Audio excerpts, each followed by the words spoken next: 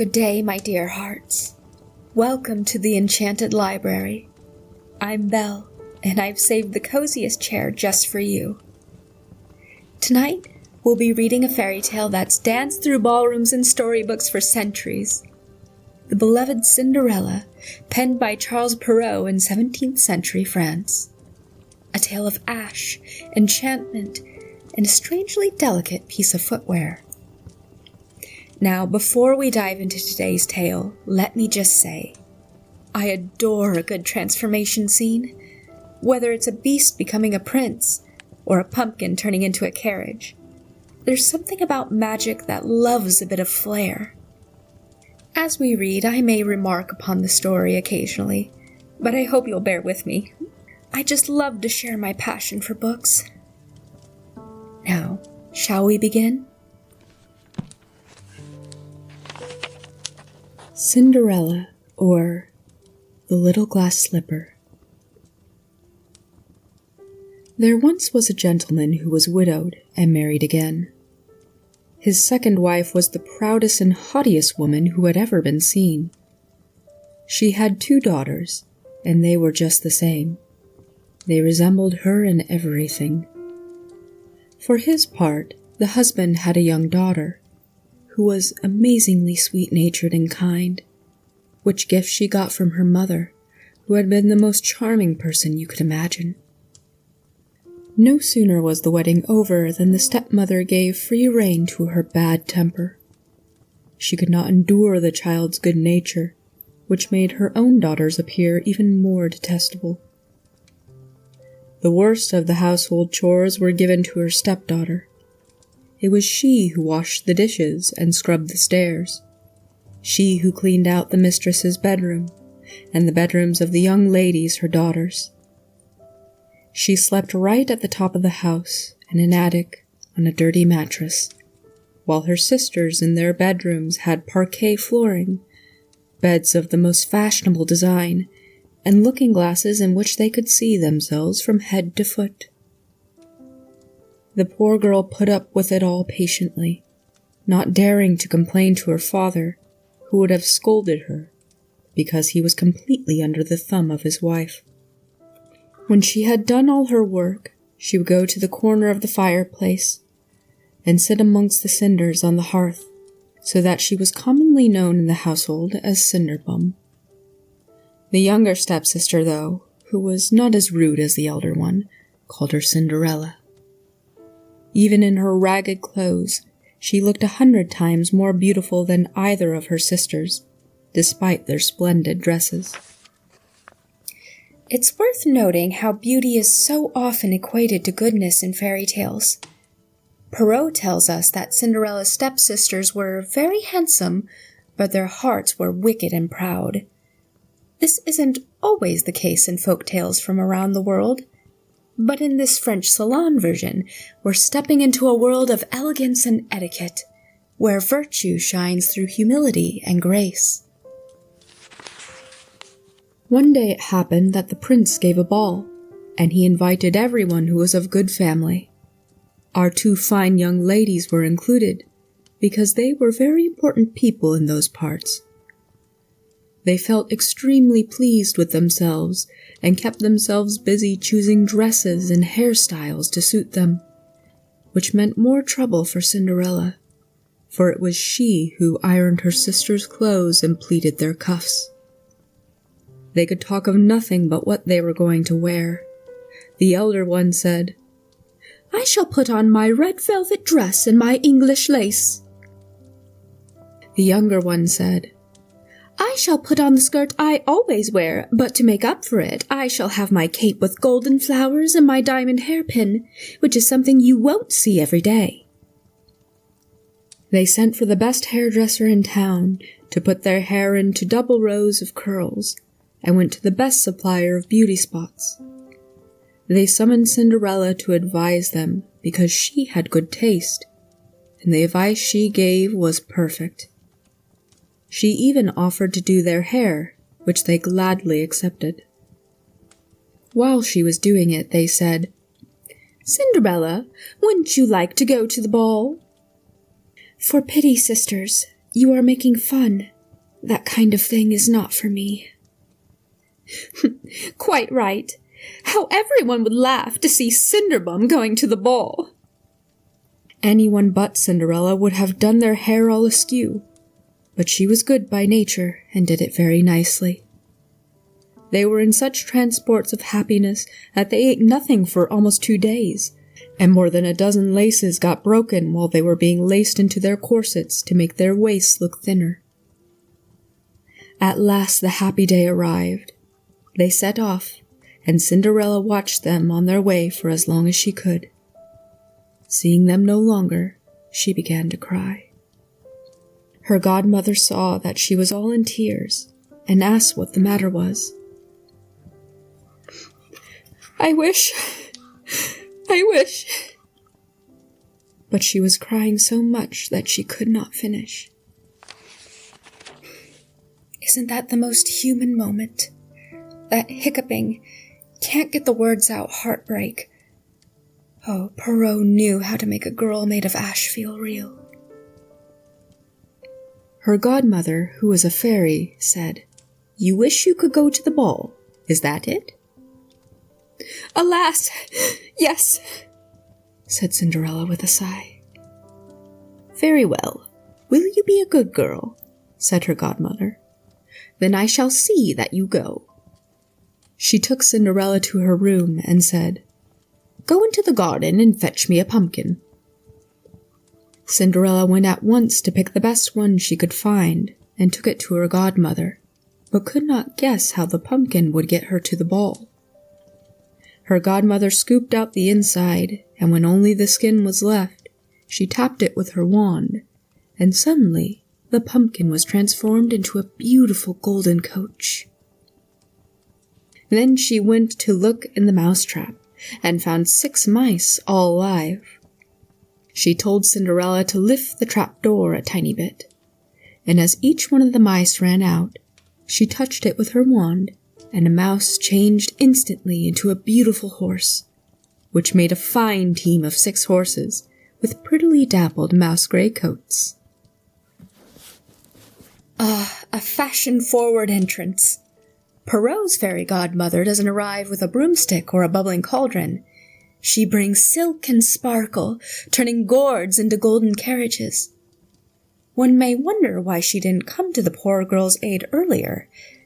But she's not just a helper. She's a reward for Cinderella's quiet resilience. Magic, in this version, favors humility and poise. And good fashion sense, obviously. As Cinderella was puzzled about what to turn into a coachman, she said, "I'll go and see if there's a rat in the rat trap. Then we could make a coachman out of him." "That's a good idea," said her godmother. "Go and see." Cinderella brought her the trap. There were 3 big rats in it. The fairy chose the one with the longest whiskers, and when she touched him, he turned into a great fat coachman, with one of the finest mustaches that had ever been seen. Then the fairy godmother said, "Go out into the garden, and behind the watering can you will find 6 lizards. Bring them here." No sooner had she brought them in than her godmother changed them into 6 footmen, their uniforms covered in gold braid, and they immediately got up behind the coach and held on, as if they had never done anything else all their lives. Then the fairy said to Cinderella, "Well, that is what you need to get to the ball. Aren't you pleased?"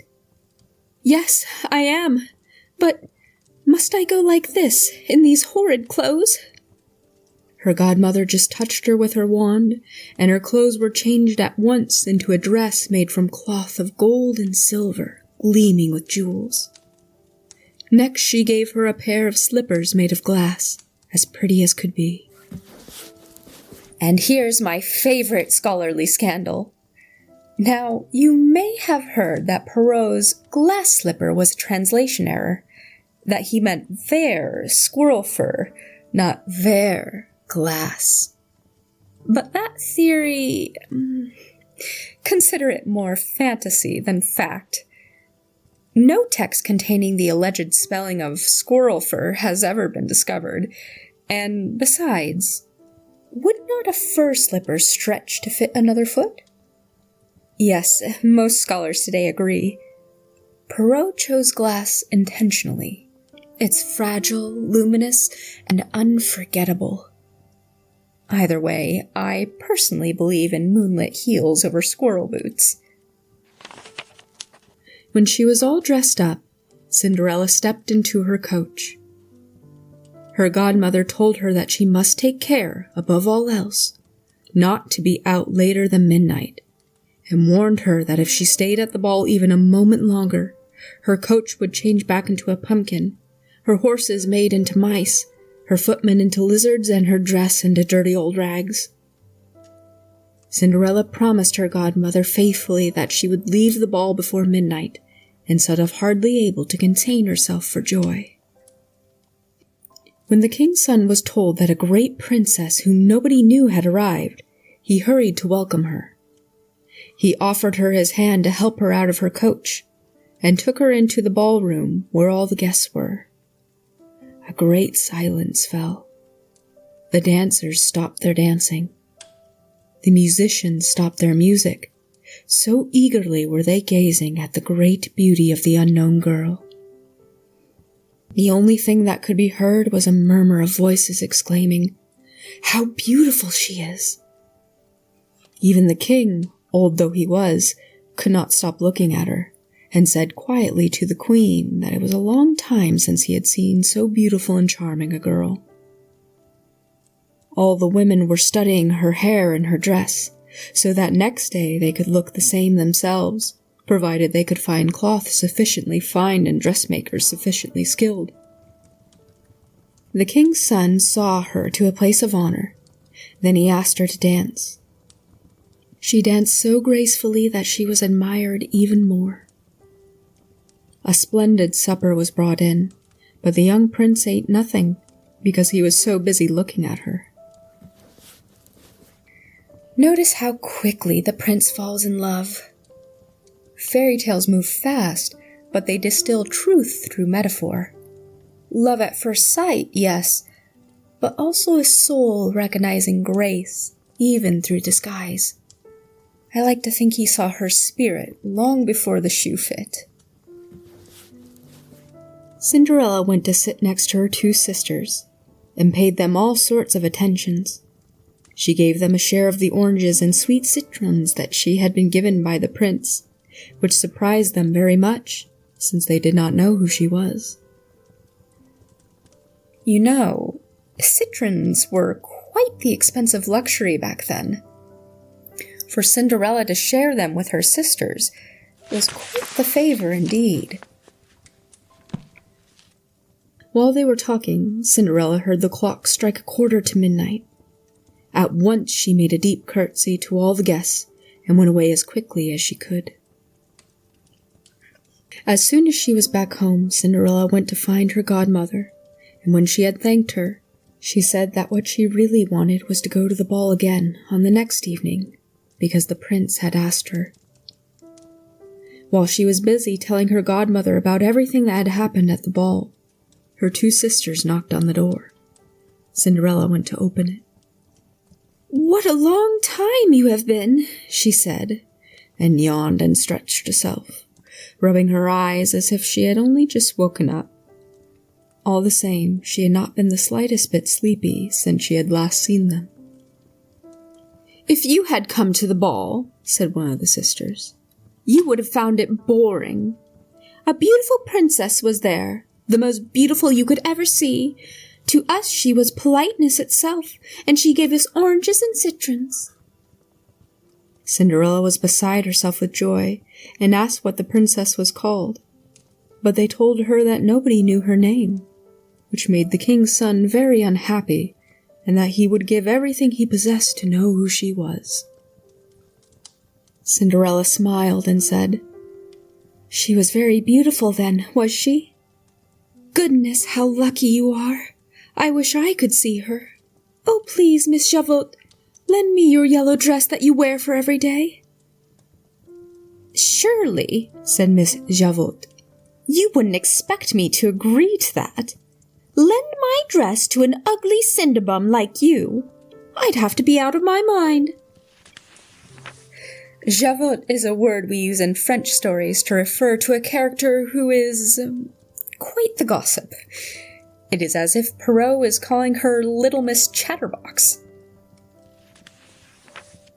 Cinderella was expecting to be refused, and she was glad, because it would have made things very difficult for her if her sister had agreed to lend her the dress. This Cinderella isn't just kind, she's clever. She navigates cruelty with composure, never stooping to her stepsister's vanity. Perrault's version values elegance, yes, but also emotional intelligence. She holds her head high, even in ashes. That's a kind of royalty you can't fake.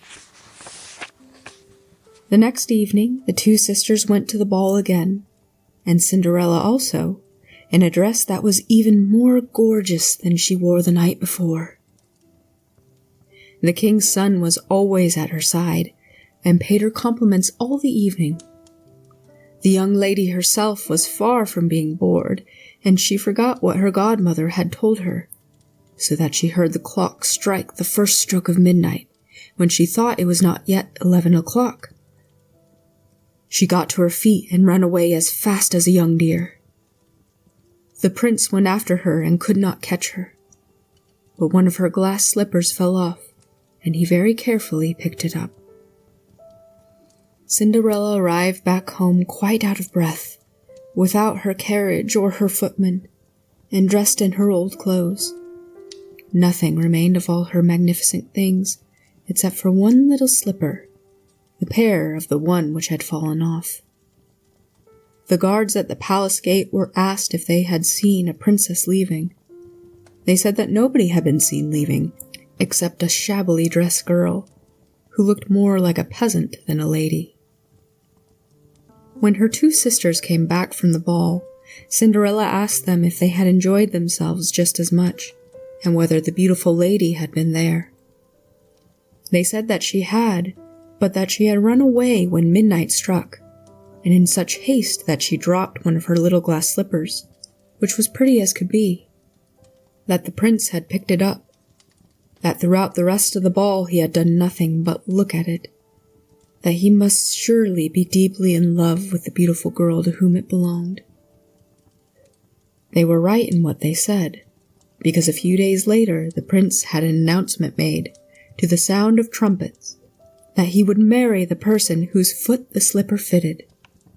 To start with, they tried it on princesses, then on duchesses, then on all the other ladies of the court, but all to no purpose. They brought it to the two sisters at their house, and they did everything they could to get their feet into the slipper, but they could not do it. Cinderella was watching, and recognizing her slipper, she laughed and said, "Let me see if it fits me." Her sisters began to giggle and make fun of her. The gentleman who was fitting the slipper looked carefully at Cinderella and, finding her very beautiful, said that she was right to ask, and that his orders were to see that the slipper was tried on every girl there was. He asked Cinderella to sit down, and when he brought the slipper to her foot, he saw that it went on as easily as if it had been molded to fit. The two sisters were completely amazed, and even more when Cinderella took the other little slipper out of her pocket and put it on. At that moment her godmother arrived, and touching Cinderella's clothes with her wand, she made them even more splendid than all her other dresses. Then the two sisters recognized her for the beauty that they had seen at the ball. They threw themselves at her feet and asked her pardon for all that she had suffered when they had treated her so badly. Cinderella made them get up, embraced them, told them that she forgave them with all her heart, and said that she begged them to love her kindly always. She was taken to the young prince, dressed as she was in all her fine clothes. He thought that she was more beautiful than ever, and a few days later he married her. Cinderella, who was good-natured as she was beautiful, arranged for her two sisters to live in the palace, and married them on the same day to two great lords at the court. A tidy ending. If you've read the Grimm version, you know the stepsisters fare quite a bit worse, but that's a story for another time. Perrault's Cinderella chooses not vengeance, but forgiveness, a choice that reflects the values of the courtly world he wrote for. But I've always believed that goodness is not weakness, and kindness not naivety. It takes great strength to rise from ashes, and greater still to offer your hand to those who once tried to dim your light. Remember, it's not the prince, the glass slipper, or the pumpkin carriage that makes a fairy tale. It's the courage to hope, the strength to be kind in a world that isn't always gentle. Perrault often ended his tales with a moral. Here he writes, "You have a great advantage, I admit, if you receive from heaven at your birth good breeding, courage, sense, a ready wit, and other things of comparable worth. But that is not enough, unless you know how best to use such precious gifts. You need a good godfather or godmother to show what you must do in order to succeed." I must say, I agree. Fairy godmothers don't just hand out magic. They teach you how to use your gifts. They remind you of what you already carry inside. A spark of grace, a touch of cleverness, a heart that still dares to hope. And sometimes they show up in the form of a story, just when you need it most. And so ends our tale of ash and elegance. If this reading has warmed your heart or stirred your curiosity, please give a thumbs up, subscribe, or whisper your thoughts in the comments. What version of Cinderella calls to you the most? And as always, I'll be here in this dusty wing of the library, awaiting our next adventure. Until next time, may your glass slippers fit and your magic never falter.